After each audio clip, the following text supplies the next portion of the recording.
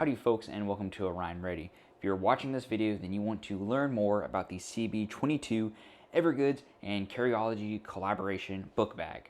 And so we're just going to get right into it.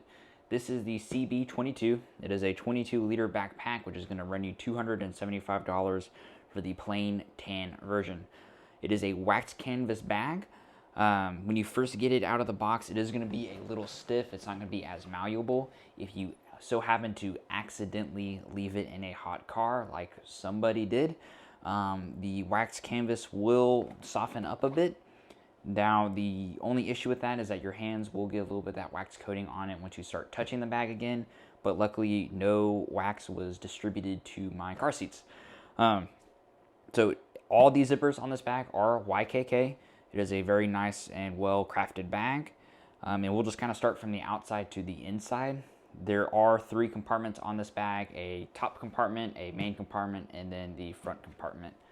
Starting from the front here, obviously the Evergoods atypical square patch is on the front with the Griffin and Carryology collaboration logo. The bottom of the bag is this very nice leather here.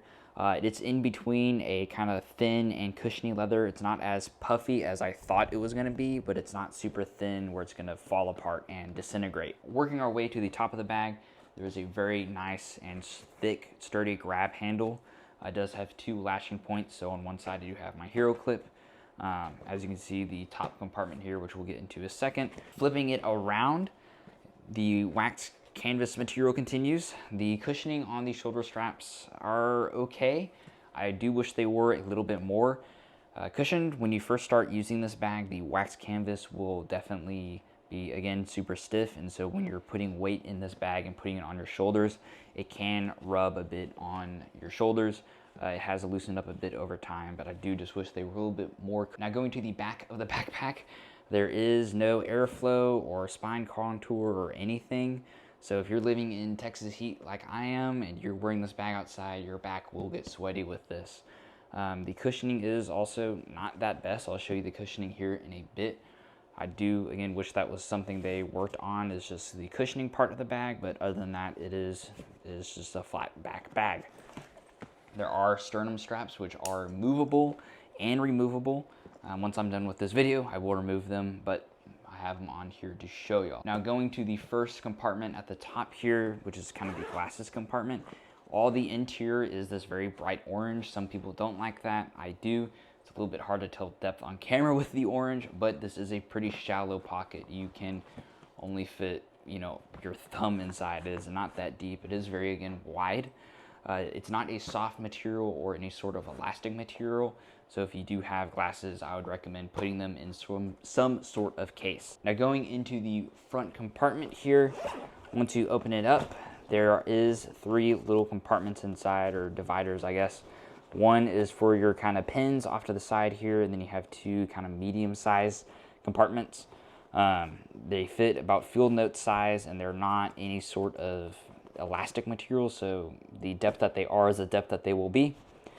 They do say can fit a CAP1, I believe. I don't have one with me. I don't own one, so I cannot confirm or deny, but it is pretty wide. I mean, you can get a good, something in there. I just have my notebook, and then there's also a key ring here. I do wish this key ring was maybe magnetic to have my keys magnetically attached to, or some sort of attachment, but it's just a standard carabiner. Now, going into the main part of the bag here, it is a clamshell design, which I do very much like. Now, we'll first look over here. So at the kind of front part of the backpack, you will have a small zippered compartment up here with their logo that only goes just to the seam right here, so not that deep, and again, not that wide. I do wish they included another zippered compartment here, maybe mesh or something, but they forgoed that. Now, getting into the actual bag, removing my stuff here, there is a laptop compartment, which is the big dilemma with this bag right now. But it is a good width bag and definitely fit things in it. So the laptop compartment is a stretchy material. So as you can tell, there is a lot of room still in it for me. I have a 13-inch MacBook Air, and it fits that perfectly fine. It can fit most 15-inch laptops per their information.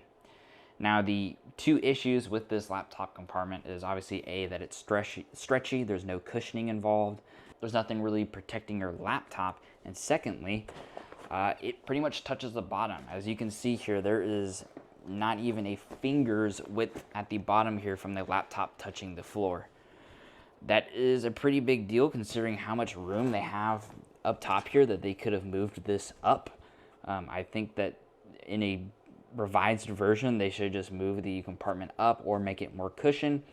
I will definitely be getting some sort of laptop sleeve for my laptop because having it touch the bottom here is pretty unacceptable for a $275 bag. Thankfully, the leather is, again, somewhat cushioned at the bottom, but it is nothing serious, no serious cushioning.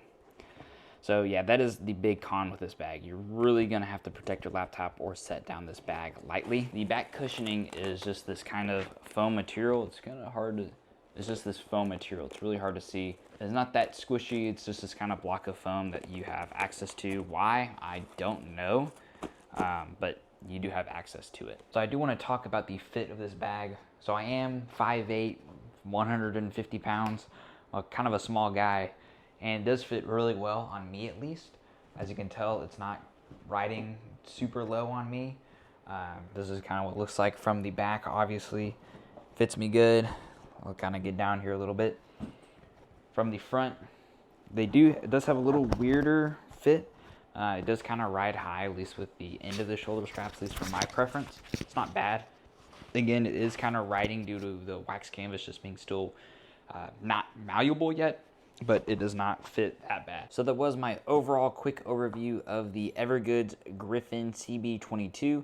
I do hope that this makes it to the main Evergoods lineup, maybe not in a wax canvas and maybe not costing $275, but it is a nice backpack. If I have any quality issues, again, I've only had this for about a week. If I have any quality issues, I'll update y'all. But if you have any questions, comments, concerns, whatever, leave them down below and I will catch y'all next time. See ya.